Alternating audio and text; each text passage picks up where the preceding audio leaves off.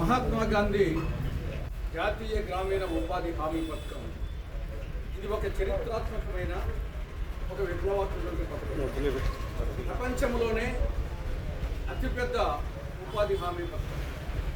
ఈ పథకానికి కాంగ్రెస్ పార్టీకి అవినాభావ సంబంధం ఉంది. ఇది కాంగ్రెస్ పార్టీ మానస పథకం. సోనియా గాంధీ గారి మార్గదర్శకత్వంలో మన్మోహన్ సింగ్ గారు 2005లో దీన్ని చట్టం చేయడం, 2006 ఫిబ్రవరి 2 నుండి అమలు కావడం జరిగింది. మరి ఆ విధంగా ఈ పథకానికి కాంగ్రెస్ పార్టీకి అవినాభావ సంబంధం ఉంది. ఈ పథకానికి ఆంధ్రప్రదేశ్కు మరింత అవినాభావ సంబంధం ఉంది.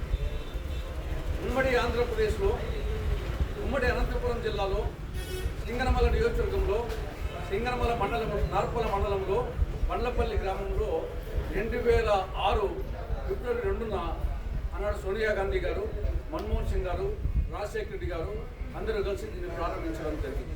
కాబట్టి ఇది ఆంధ్రప్రదేశ్కు ఈ పథకానికి తల్లి బిడ్డల పేగుబంధం. ఇది పల్లె ప్రజల పశుపతాస్త్రం. గ్రామీణ ప్రాంతాల నుండి పట్టణాలకు నగరాలకు వలసలు నివారించాలనే ఉద్దేశంతో, గ్రామీణ ప్రజలకు జీవన హక్కు కల్పించాలనే ఉద్దేశంతో ఈ మహత్తరమైన పథకాన్ని రూపొందించడం జరిగింది. ఇందులో కేంద్ర ప్రభుత్వం 90% నిధులు, రాష్ట్ర ప్రభుత్వం 10% నిధులు. ఆ విధంగా రాష్ట్ర ప్రభుత్వాల మీద ఆర్థిక భారం పడకుండా ఈ పథకానికి రూపకల్పన జరిగింది. కేవలం ఉపాధి కాకుండా ఇందులో అభివృద్ధి కార్యక్రమాలు జరగాలనే ఉద్దేశంతో బేసిక్ కాంపోనెంట్ 60%, మెటీరియల్ కాంపోనెంట్ 40% ఉండే విధంగా రూపకల్పన జరిగింది. ఈ మెటీరియల్ కాంపోనెంట్ కింద అనేక అభివృద్ధి కార్యక్రమాలు, ఇప్పుడు రైతు భరోసా కేంద్రాలు కానీ, రైతు సేవా కేంద్రాలు, తర్వాత వచ్చేసి గ్రామ సచివాలయాలు, రోడ్ల మరమ్మతులు, మినీ గోకులాలు ఇవన్నీ కూడా ఈ యొక్క మెటీరియల్ కాంపోనెంట్ కింద చేయడం జరిగింది.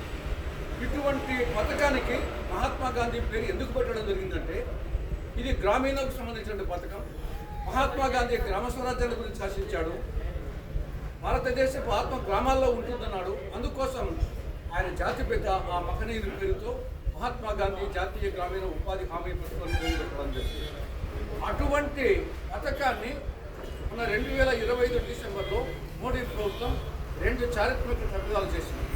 ఒక తప్పిదం ఆ పేరు నుండి మహాత్మా గాంధీ పేరు తొలగించడం, దానికి నోరు తిరగని ఒక పేరు బీబీ గ్రామ్జీ అంట, వికసిత భారత్ గ్యారంటీ రోజ్గార్ ఆజీవిక మిషన్ గ్రామీణ అంట. ఇది అర్థం లేని పేరు పెట్టడం. రెండవది కేంద్ర ప్రభుత్వం ఈ వాటా 90% నుండి 60% తగ్గించడం.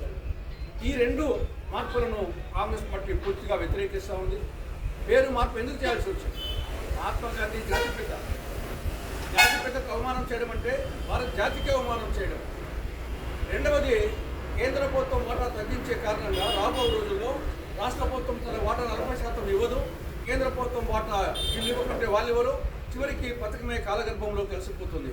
అందుకోసం ఈ యొక్క మహాత్మా గాంధీ జాతీయ గ్రామీణ హామీ పథకాన్ని ముందు ఉన్నదాన్ని ఏ విధంగా ఉందో ఆ విధంగా పునరుద్ధరించాలని చెప్పేసి కాంగ్రెస్ పార్టీ దేశవ్యాప్తంగా ఉద్యమం చేస్తూ ఉంది.